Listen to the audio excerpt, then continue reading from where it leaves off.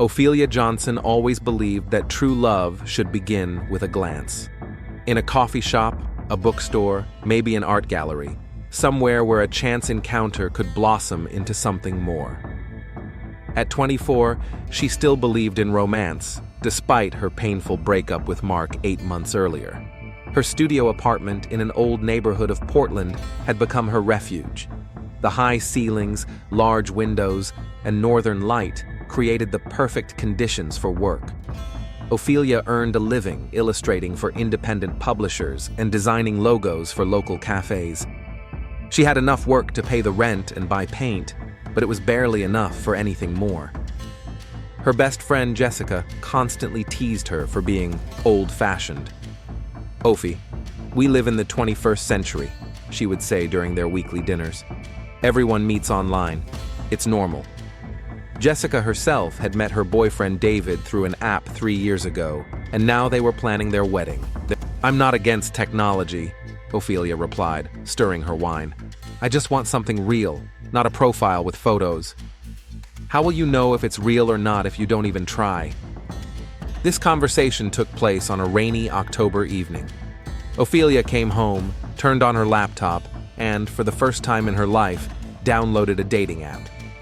"I'll just take a look," she told herself. "I don't have to meet anyone." It took her over an hour to create her profile.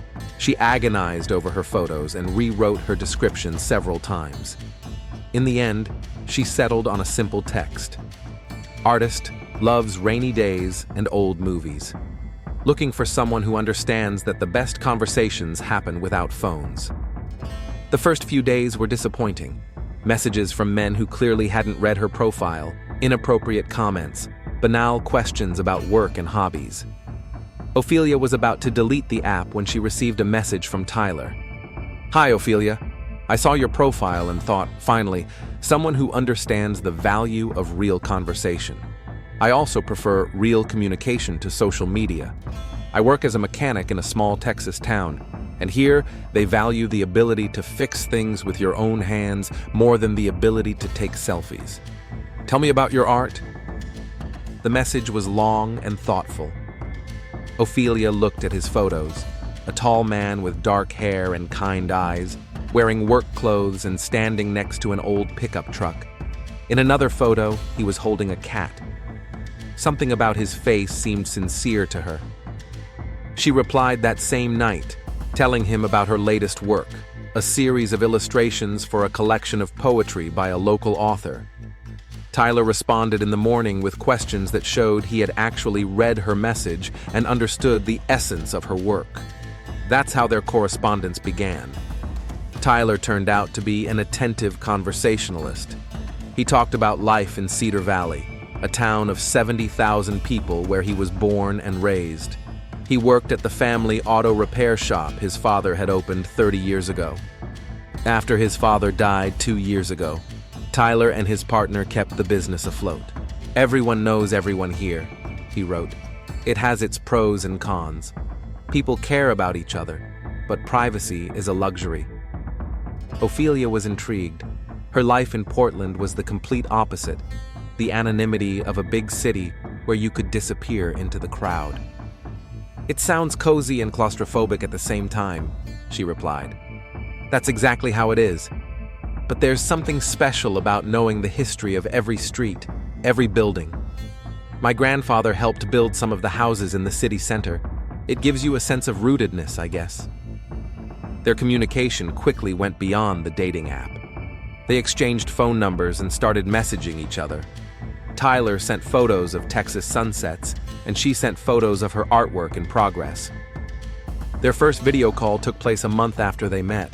Ophelia was nervous, but Tyler was exactly as she had imagined him, calm, with a soft Texas accent that she immediately liked. He spoke slowly and thoughtfully, often pausing as if weighing each word. "You look just like I imagined," he said during their first conversation. "You have kind eyes." Ophelia blushed. "Thank you. You have a trustworthy face, if you can say that." Tyler laughed, a low, pleasant laugh. "A trustworthy face, I like that. Better than handsome or interesting."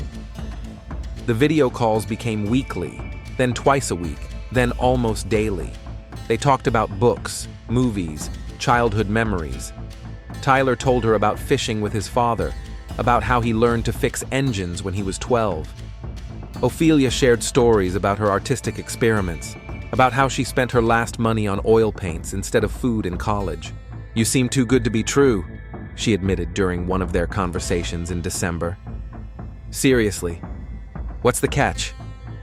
"There's no catch," Tyler replied, but something in his eyes on the screen seemed strange to her. Just for a moment. "I've just had some complicated relationships in the past. That's why I try to be honest from the start." "How complicated?" "Maybe I'll tell you sometime. It's a painful subject." Ophelia didn't press the issue. Everyone has a past, and she herself didn't like talking about her failed relationships. By January, they were already planning a meeting. "I want to show you Texas," Tyler said. "The real Texas, not the one they show in the movies. We have some amazing places, and in March, the wildflowers bloom here. You could paint something amazing." Ophelia dreamed about it. A change of scenery, new experiences for her creativity, and most importantly, finally meeting the man who had become so dear to her. "I'm a little nervous," she admitted in February. "What if we're not right for each other in real life? What if it's just virtual chemistry?" "Then we'll just have a good time as friends," Tyler replied. "But I feel like there's something special between us. Don't you feel it?" She did. Over the months, Tyler had become part of her daily life. She woke up waiting for his morning message and fell asleep after their evening chat. Her friends began to notice the change. She smiled more often and seemed more confident.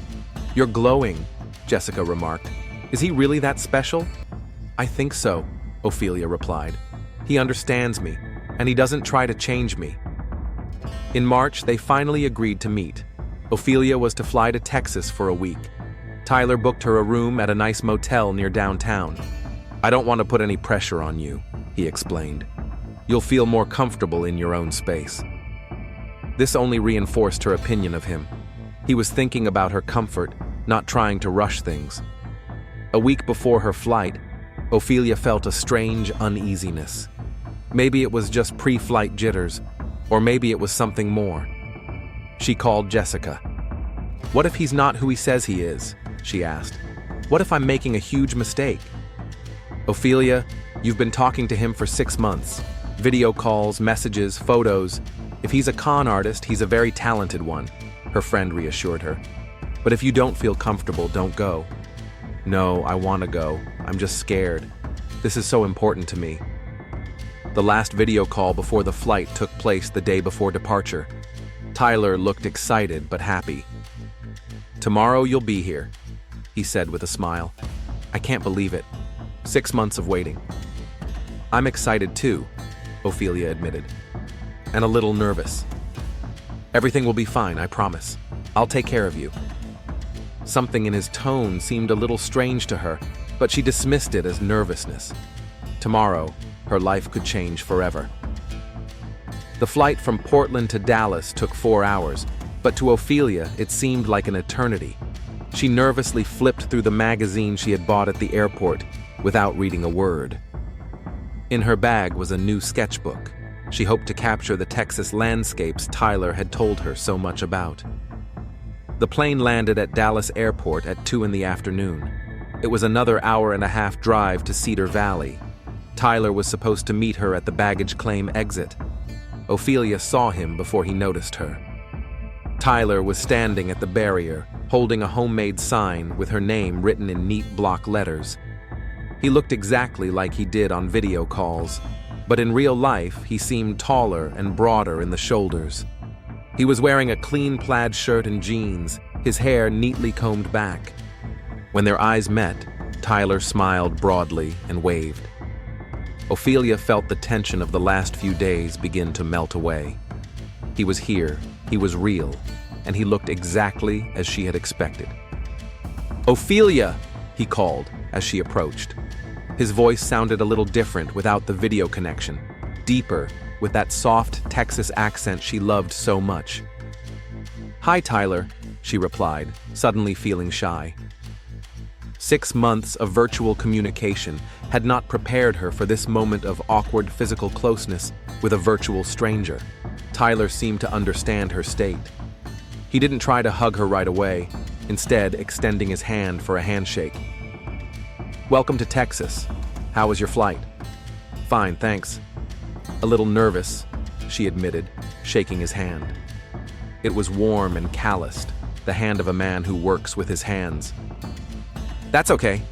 I'm nervous too," he said, taking her suitcase. "Ready to see the real Texas?"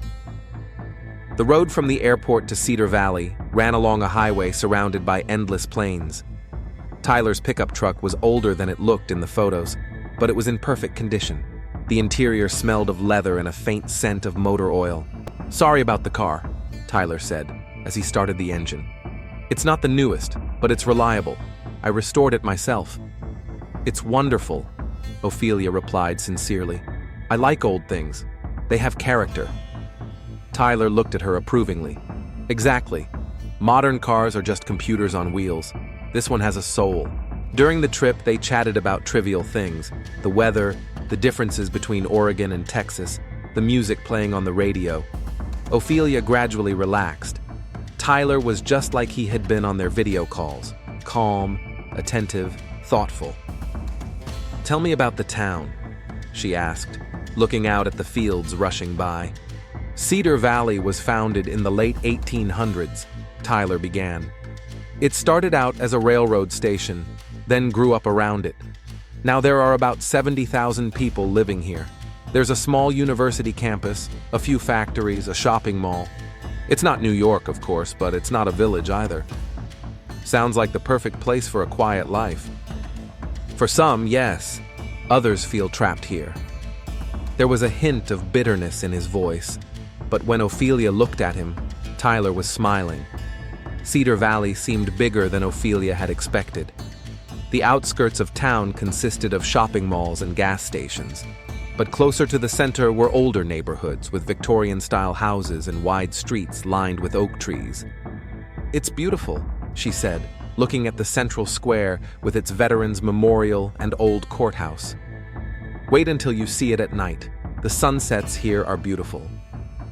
The Texas Star Motel was on the edge of downtown, a single-story, L-shaped building with a parking lot in the middle. It looked clean and well-maintained, though not new. "I got you a corner room," Tyler said as he parked near the office. "It's quieter and has a view of the field behind the motel." A middle-aged woman with combed-back hair and a friendly smile greeted them at the office. "You must be Miss Johnson," she said. "I'm Dorothy, the manager. Tyler paid for everything in advance." Ophelia looked at him in surprise. "Tyler, you shouldn't have." "I wanted you to feel like a guest," he replied. "It's no big deal." Dorothy handed her the key. "Room 12. If you need anything, just call. Wi-Fi is free, and the password is on the card in the room." The room was simple but cozy. There was a large bed, a desk by the window, and a small bathroom. The window did indeed overlook a field where several horses were grazing. "Do you like it?" Tyler asked, putting her suitcase on the floor. "Yes, very much." "Thank you." There was an awkward pause. They stood in the room, and Ophelia suddenly realized that they were finally alone, in reality, not through a computer screen. "Would you like to have lunch?" Tyler suggested. "There's a nice place not far from here. Nothing fancy, but the food is good." "Sure, just give me a minute to freshen up." When Tyler left, Ophelia looked at herself in the bathroom mirror. She looked tired after the flight, but excited. "Everything's fine," she said to her reflection. "He's just as cute as he is online." Mary's Cafe was a 5-minute drive from the motel. It was a typical American establishment. Red vinyl seats, black and white checkered tile on the floor, a menu written in chalk on a board. "Tyler!" exclaimed the waitress, a young woman with short, dark hair. "I haven't seen you all week." "Hi, Sarah. I want to introduce you to Ophelia. Ophelia, this is my sister, Sarah." Ophelia looked at the girl with interest. Tyler had mentioned his sister, but he hadn't said she was a waitress. Nice to meet you, Sarah said, but Ophelia saw something like wariness in her eyes. Are you the girl from Oregon? Yes, I am. Sit by the window, Sarah said, taking the menu. There's a nice view of the square. Over lunch, Tyler talked about the history of the city, pointing out various buildings through the window. Ophelia noticed that he knew the history of every house and every business. It was both impressive and a little claustrophobic. And over there, see that red building? That's our auto shop, he said, pointing to a building across the street. Can you show me it later? Sure. It's not very interesting, though. Just a garage. Sarah came over several times to refill their coffee, and each time Ophelia noticed her looking at her brother. Not unkindly, but cautiously, perhaps. Your sister seems nice, Ophelia said when Sarah had walked away. Yes, she's a good girl. We're close, especially since our parents died. Tyler, I'm so sorry. You didn't tell me you lost both your parents. His expression became serious. My mom died when I was 20. Cancer. My dad died 2 years ago. Heart attack. Since then, Sarah and I have only had each other. Ophelia reached out and squeezed his hand. I'm so sorry. Thank you. That's why family is so important to me. You have to cherish the people you love. Something in his tone made her look at him more closely, but Tyler was already smiling again. After lunch, they took a walk through the city center. Tyler showed her an old library, a park with a pond where ducks were swimming, and an antique shop. You can find interesting things here, he said, stopping in front of an antique shop window. Want to go in? Inside, it was cool and smelled of old wood. Ophelia was looking at old paintings and vintage furniture when she noticed that the shop owner, an elderly man with a gray beard, was looking at Tyler strangely. Tyler, he said cautiously. Long time no see. Hello, Mr. Collins. I'm showing my friend around town. Mr. Collins nodded to Ophelia, but continued to look at Tyler with an expression she couldn't interpret. So, do you like our little town? He asked Ophelia. Yes, very much. It's so peaceful here. Mr. Collins and Tyler exchanged glances. Yes, the old man said slowly. Peaceful. When they left the store, Ophelia asked, He seems wary. Did you two have a fight? Mr. Collins is just an old curmudgeon, Tyler replied, but there was irritation in his voice. He suspects everyone of something. By evening, they returned to the motel. Tyler walked her to her room and paused at the door. Thanks for today, Ophelia said. I really enjoyed seeing the town. I'll show you more tomorrow. Maybe we can go to the lake. Sounds wonderful. He leaned down and kissed her on the cheek. Good night, Ophelia. I'm so glad you're here. When the door closed behind him, Ophelia leaned back against it and smiled. The day had gone well. Tyler was just like he was online. The city was pretty, and the people were mostly friendly. There had been a few strange moments, though. Sarah's expression, Mr. Collins's caution, and something in Tyler's tone when he talked about how important it was to protect the people you love. But maybe she was just overthinking things. First day nerves in a new place. She took out her phone and texted Jessica. Got here safely. Tyler is as cute as he is online. The city is nice. Everything's fine so far. The reply came almost immediately. Glad to hear it. Have fun and be careful. Call if you need anything. Ophelia looked out the window at the field where horses were grazing in the setting sun. The Texas sunset was truly beautiful, the sky painted in shades of orange and pink. Tomorrow, she would definitely make some sketches. She felt tired after a long day of traveling. After taking a shower, she lay down in bed with a book, but within a few minutes, she was asleep. Ophelia didn't notice that a figure appeared briefly at her window, looking at her, then disappeared into the darkness. Ophelia woke up to sunlight streaming through the thin curtains. It was almost 9 in the morning. She had slept much longer than usual. There was a message from Tyler on her phone. Good morning, beautiful. See you in an hour? She quickly got ready and went out to his pickup truck at exactly 10. Tyler looked fresh and rested, dressed in work jeans and a t-shirt with a car service logo. "Did you sleep well?" he asked, kissing her on the cheek. "Great. The air here is special. It's Texas air. It cures everything." Tyler smiled, but Ophelia noticed that he looked a little tense. "Today I'll show you the lake I told you about. Then maybe we can stop by my place." On the way to the lake, Tyler wasn't as talkative as he had been the day before. Ophelia tried several times to strike up a conversation, but only got short answers. Finally, she asked directly, "Is everything okay? You seem preoccupied." Tyler looked at her and smiled, but the smile didn't reach his eyes. "Just thinking about work. Sorry. We have a difficult order and the car has to be delivered by Friday. Maybe I shouldn't have come this week." "No!" His answer sounded harsher than it should have. Ophelia flinched at the unexpected response. Tyler immediately softened. "I'm sorry. I mean, of course you should have come. I've been looking forward to seeing you for so long. I'm just a little nervous." "About what?" "I want everything to be perfect. I want you to like it here." Cedar Lake was beautiful, a small body of water surrounded by pine trees with several boat docks. But even here, Ophelia noticed something strange. As they walked along the path along the shore, they came across an elderly couple with a dog. "Good morning," Ophelia greeted them. The woman nodded at her in a friendly manner, but when she saw Tyler, her expression changed. She quickly pulled her husband by the sleeve, and they walked past, barely acknowledging the greeting. "What was that?" Ophelia asked when the couple was out of sight. "Don't worry about it. Local gossips, they all have their opinions." "What do they think of you?" Tyler stopped and looked at her seriously.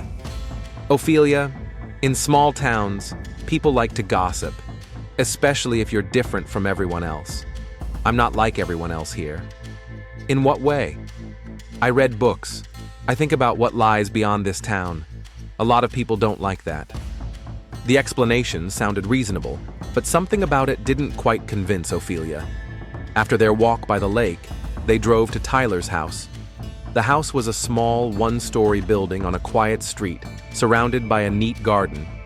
Inside, it was clean and minimalist. Simple furniture, few personal items, no pictures on the walls. "Very neat," Ophelia said, looking around. "I don't like clutter. After my parents died, I got rid of a lot of things. Too many memories." In the living room, there was a large TV and a small bookshelf. Ophelia went over to look at the books, mostly technical literature on car repair, a few novels, and a psychology book called Understanding the Female Mind. "Interesting reading," she remarked, pointing to the last book. Tyler quickly walked over and took the book from the shelf. "It's an old book. I read it for general knowledge." "Can I take a look?" "It's boring. Let's go to the kitchen. I'll make you some coffee." In the kitchen, Ophelia noticed that the refrigerator was almost empty. Just a few cans of beer, milk, and leftover Chinese takeout. "Don't you cook?" she asked. "I'm not very good at it. I usually order in or eat at Sarah's cafe." While Tyler was making coffee, Ophelia went out into the garden. It was well kept, but strangely sterile. The grass was neatly trimmed. There were no flowers, only a few bushes. In the far corner, she noticed some freshly dug earth. "What are you planting there?" she asked, when Tyler came out with 2 cups of coffee. He looked where she was pointing, and for a moment his face tensed. "I'm planning to start a vegetable garden. Tomatoes, maybe." "In March? Isn't that a little early?" "I'm getting the soil ready." After coffee, Tyler drove her back to the motel, saying he had to work for a few hours. "See you tonight. Maybe we can grab dinner somewhere." Left alone, Ophelia decided to take a walk around town by herself. She took her sketchbook and set off to explore downtown Cedar Valley. At the bookstore Pages from the Past, she met the owner, a woman in her 50s named Betty, who turned out to be very talkative. "You're not from around here," Betty remarked, as Ophelia browsed the Texas travel guide section. "No, I'm from Oregon. I'm visiting a friend." "Oh, I see. Who are you visiting?" Tyler Mackenzie. Betty's expression changed instantly. Tyler? Have you known him long? A few months. Why? Betty looked around as if checking to see if anyone was nearby. Listen, dear. I'm not in the habit of meddling in other people's business, but be careful. What do you mean? Tyler isn't what he seems. He's had problems with girls before. Ophelia's heart began to race. What kind of problems? His last girlfriend, Melissa Rivera. She disappeared last fall. She just disappeared without saying a word to anyone. Before that, she told her friend that Tyler had been acting strangely, following her, not letting her talk to her friends. Maybe she just left town? Maybe. But the police never found her, and she wasn't the first. 2 other young women have disappeared in the last 3 years. They all had connections to Tyler. Ophelia felt a chill in her stomach. Are you sure? Honey, I've lived in this town for 40 years. I know everyone and everything. There's something wrong with Tyler. He's been a different person since his parents died. Why are you telling me this? Because you remind me of Melissa. Young, pretty, from far away. Melissa also met him online. Ophelia bought a map of the city and hurried out of the store. Her head was spinning from what she had heard. Maybe Betty just liked gossip? But what she said explained the strange behavior of the locals. She went into Mary's cafe, hoping to talk to Sarah. Tyler's sister was at work, serving several customers lunch. Ophelia, Sarah said, approaching her table. Is Tyler with you? He's at work. I decided to take a walk around town by myself. How is it? The town is beautiful. But, Ophelia hesitated. People seem wary of Tyler. Why is that? Sarah's face became serious. She sat down across from Ophelia and lowered her voice. What exactly did they say? At the bookstore, a woman told me about some girls who disappeared. She said they knew Tyler. Sarah closed her eyes and sighed heavily. Oh my God, I knew this would happen. What exactly will happen? Ophelia, my brother is a good man, but he has problems. After our parents died, he became obsessed with relationships. He gets too attached to girls. And the girls who disappeared? Melissa was dating him, but she didn't disappear. She ran away. Tyler started stalking her, wouldn't leave her alone. She got scared and left without telling anyone where she was going. What about the others? Sarah was silent for a long time. I don't know all the details, but when Tyler falls in love, he becomes a completely different person, controlling, jealous. He doesn't know how to let go. Sarah, are you trying to warn me? I'm trying to say that if you want to leave, don't let him stop you. And if he starts acting strangely, don't stay alone with him. Ophelia felt fear tighten her throat. But he's your brother.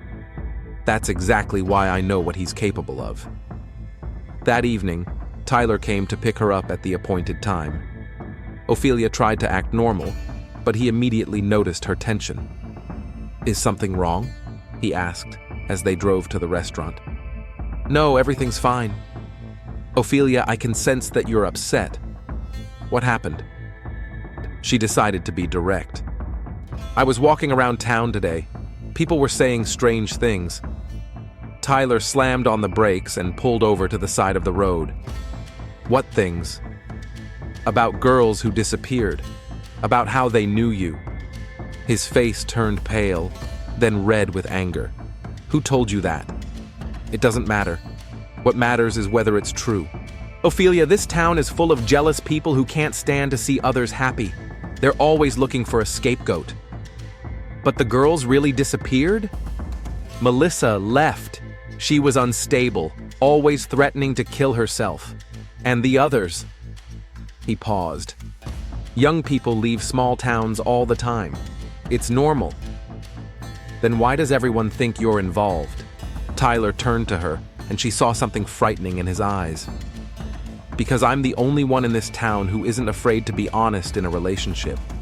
People here are used to superficial connections, and when they see real love, real commitment, they get scared. Real commitment? Ophelia, when I love someone, I love them completely. No strings attached, no boundaries. Some people aren't ready for that kind of intensity. Something in his tone made her feel real fear. "Tyler, you're scaring me." "Don't be afraid of me," he said, reaching out to touch her face. Ophelia recoiled. "I would never hurt you. You're special, Ophelia. You understand me. I want to go back to the motel." "We haven't had dinner." "I'm not hungry." Tyler stared at her silently for a few seconds, then started the engine. He didn't say a word the whole way back. At the motel, he walked her to her door. "Ophelia, don't listen to the gossip. People here don't know the real story." "What's the real story?" "That I've never hurt anyone. That the only thing I'm guilty of is loving too much." He kissed her on the forehead and left. Ophelia locked the door and leaned against it. Her heart was beating so fast she could hear it pounding. She took out her phone and dialed Jessica's number. "Op, how's it going in Texas?" "Jess, I think I need to leave." "What happened?" Ophelia told her friend about her conversations with the locals, about the missing girls, about Tyler's strange behavior. "My God, Opus, get out of there right now." "My flight isn't until the day after tomorrow." "Then go to the airport tomorrow morning. Pay extra to change your ticket." "Do you think I'm doing the right thing? Maybe I'm panicking for no reason." "Ophelia, trust your instincts. If something feels wrong, it's wrong." After the conversation, Ophelia tried to sleep, but she couldn't. Images of the missing girls, the strange reactions of the locals, and Sarah's warning swirled in her head. Around midnight, she heard the sound of an engine outside. Looking out the window, she saw a familiar pickup truck parked across from the motel. Tyler was sitting behind the wheel, staring at her room number. Ophelia quickly moved away from the window and turned off the lights. The car stayed there for another hour before driving away. She knew she would leave Cedar Valley the next day. On the morning of March 19th, Ophelia woke up with the firm decision to leave. She booked an earlier flight for 6 p.m. and began packing her things. At 9:30 a.m., as she was putting her clothes in her suitcase, there was a knock at the door. "Ophelia, it's me." Tyler's voice came through the door. She froze. Through the peephole, she could see that he was holding coffee and a bag of food. "I brought breakfast," he said. "I want to apologize for last night." Ophelia hesitated. Maybe she had jumped to conclusions. Tyler sounded genuinely remorseful. "1 minute," she said, quickly hiding her suitcase in the closet. Opening the door, she saw Tyler with an apologetic smile. He looked tired, as if he hadn't slept all night. "I'm sorry," he said, entering the room. "I know I acted strange yesterday. It's just that the gossip is hurting me." "Tyler, I understand, but let's talk over breakfast. I want to explain everything to you. Honestly." He put the coffee on the table and took the croissants out of the bag. Ophelia noticed that his hands were shaking slightly. "Please sit down," he asked. Ophelia sat down on the edge of the bed, keeping her distance. Tyler sat down in the only chair at the table. "You're right to ask questions about Melissa and the others," he began slowly. "I haven't been completely honest with you." Ophelia's heart began to race. "What do you mean?" "Melissa and I ended things badly. I became too clingy, too jealous. She got scared and left without telling me. I was devastated." "What about the other girls?" Tyler lowered his head. "There was one other girl. Her name was Ashley. We dated for a few months, but she decided to leave too. I have a hard time when people leave me." "Tyler, where is she now?" "I don't know. She hasn't been in touch since she left." Something in his tone made Ophelia even more wary. "Listen, I appreciate your honesty, but I think I should go home early." Tyler's expression changed instantly. The sincerity disappeared, replaced by something cold. "You want to leave me too?" "I'm not leaving you. I just think we need more time." "No." He stood up from his chair. "You're just like everyone else. You promise love, and then you run away at the first sign of trouble." "Tyler, you're scaring me." I won't let you leave like the others did. Ophelia quickly stood up and backed toward the door. I have to go. But Tyler was faster. He blocked her way to the exit, and for the first time, Ophelia fully realized how much bigger and stronger he was than her. We can talk about this, she said, trying to stay calm, but not like this. You don't understand, his voice dropped to a whisper. I've been waiting for you for 6 months. I've been planning our life. You can't just walk away. Tyler, get away from the door. Instead of answering, he took a step closer. Ophelia saw something in his eyes that made her realize she was in mortal danger. Melissa wanted to leave too, he said quietly. In the end, she stayed. Ophelia darted toward the window, but Tyler grabbed her arm. She screamed, but the motel was quiet. Most of the guests had already left to go about their business. The struggle was short and uneven. Tyler was too strong, and Ophelia was too scared to fight back effectively. The last thing she saw was his gaze. Not angry, not crazy, but strangely sad, as if he regretted what he had to do. At 2 o'clock in the afternoon, Dorothy, the motel manager, began to worry. It was long past the checkout time for room 12, and the guest was not answering the knock on the door. There were no cars in the parking lot next to the room, but that didn't mean anything. Maybe the girl had left on foot. Dorothy used the master key to enter the room. The first thing she noticed was scattered belongings, an overturned chair, and a coffee stain on the carpet. But the girl herself was nowhere to be found. Miss Johnson? She called, checking the bathroom. No one answered. The suitcase was in the closet, half-packed, and the phone was on the floor next to the bed, the screen smashed. Dorothy called the police. Sheriff Robert Hill arrived 20 minutes later. At 52, he had seen a lot, but disappearances always made him nervous, especially disappearances of young women in Cedar Valley. Tell me what you know about the guest, he asked Dorothy as he looked around the room. Ophelia Johnson, 24 years old from Oregon. She came to visit a local guy, Tyler Mackenzie. Hill looked up. To Tyler? Yes. He paid for her stay in advance. The sheriff carefully examined the room. There were obvious signs of a struggle, but no blood. There were 2 coffee cups on the table, one full, the other spilled. Did anyone else see her this morning? The maid, Maria, said she saw Tyler's pickup in the parking lot around 9:30. Hill photographed the scene with his phone and called for backup. An hour later, Jimmy Watson, a young officer who had been working with the sheriff for 3 years, arrived at the motel. What do we have?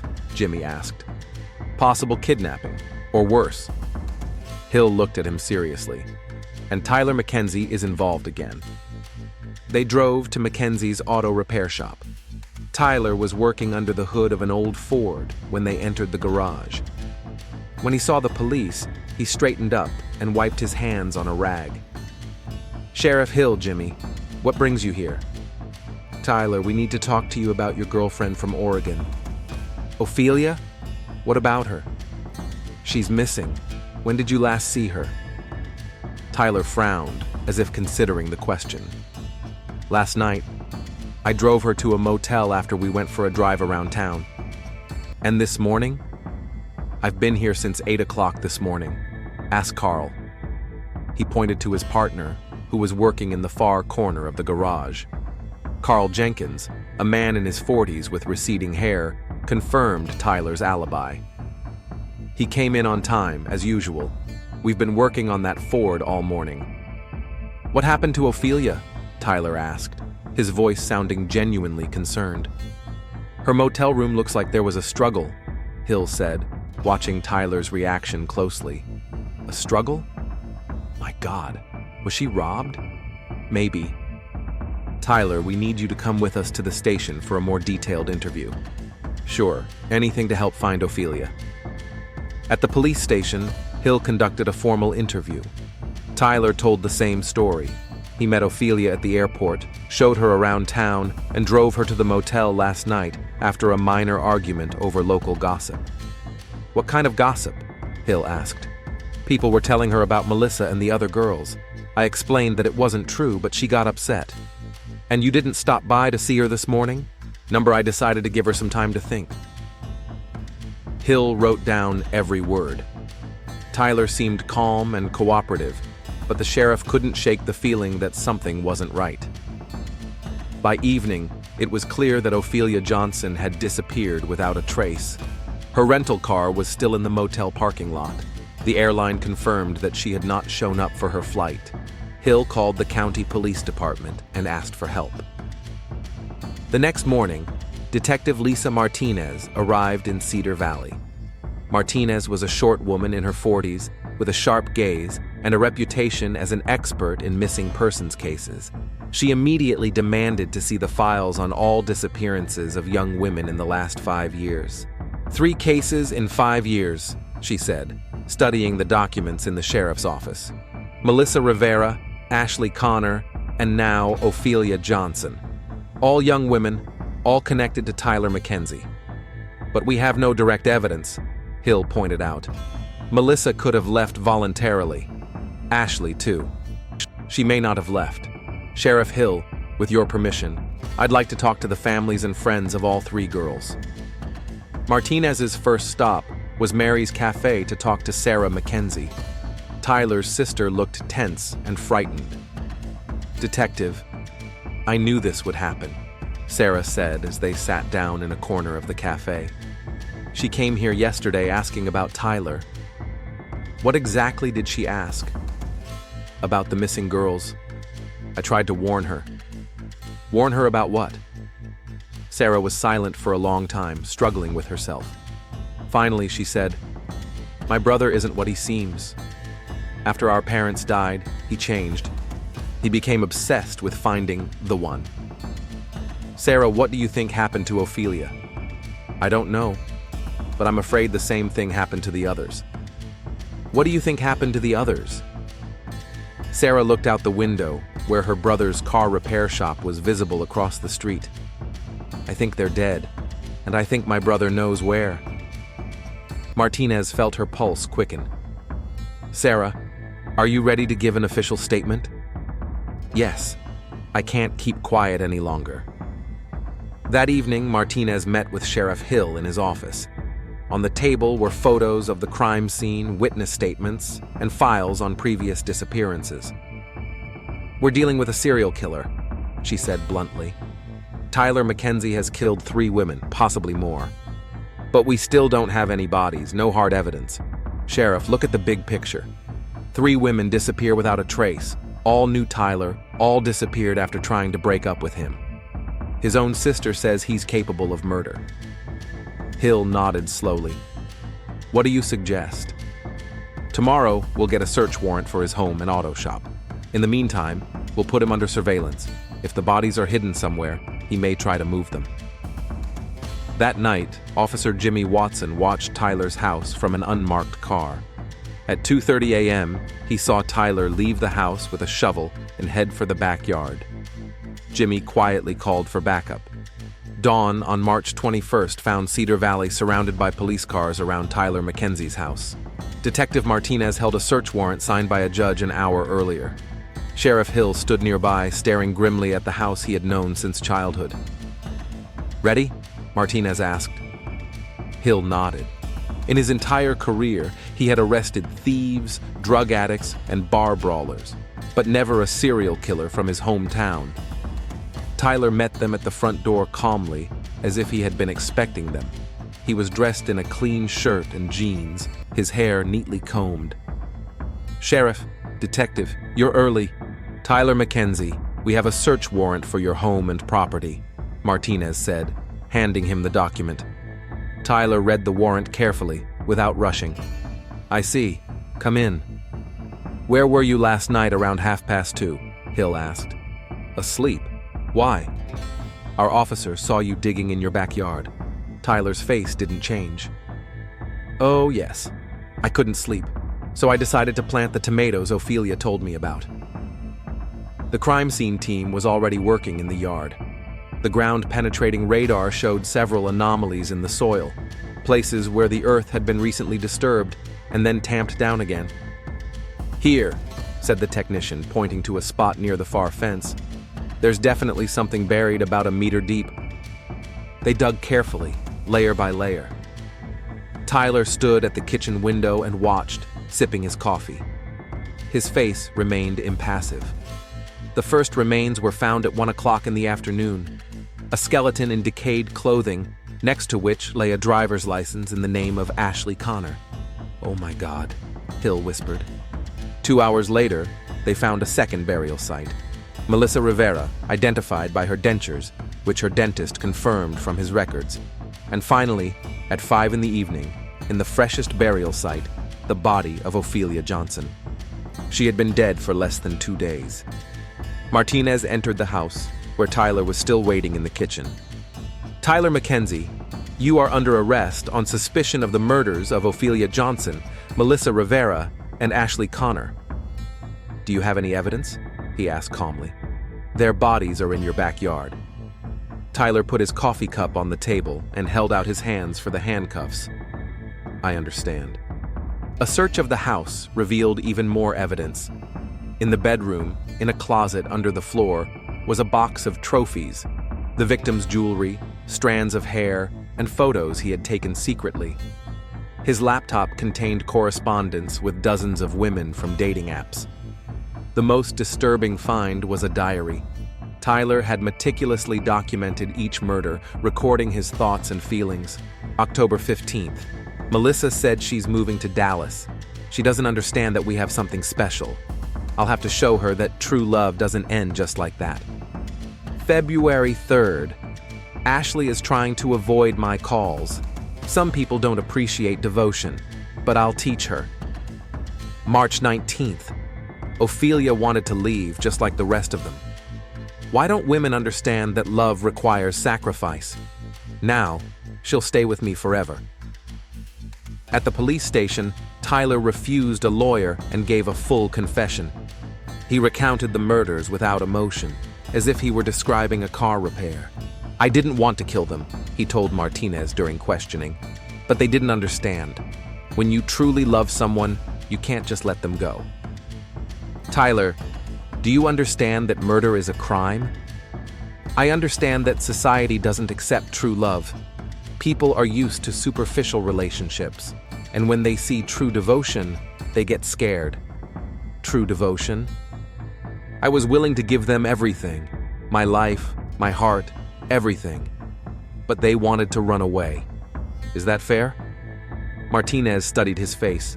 No signs of remorse, no understanding of the gravity of his actions. A classic psychopath.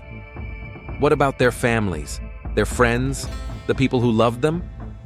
Tyler shrugged. "They loved them wrong, superficial. I loved them for real." The next day, Ophelia's parents arrived in Cedar Valley.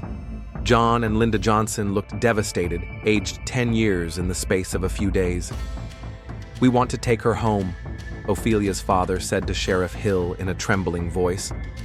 "Of course. The coroner will finish tomorrow." Ophelia's mother cried silently. She believed so much in love. She always said she would find her prince charming. Hill didn't know what to say. No words could ease their pain. That same day, he met Sarah at a cafe. She looked devastated. "I knew," she said. "I knew he was dangerous, but I couldn't believe my brother was capable of murder." "Sarah, it's not your fault. I could have stopped him. After Melissa, after Ashley, I should have gone to the police sooner." "You were afraid. That's understandable." Ophelia asked me directly. "And I warned her, but not strongly enough.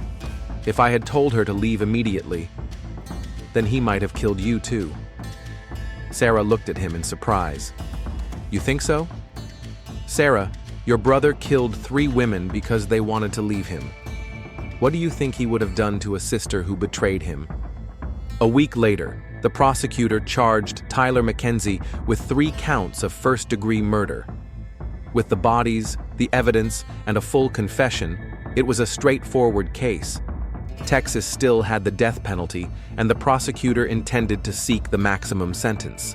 The trial was set for September. Until then, Tyler was held in the county jail without bail.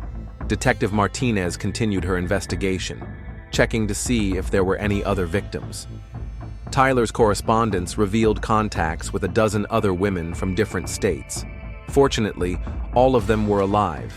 Most had stopped communicating with him after receiving several strange messages.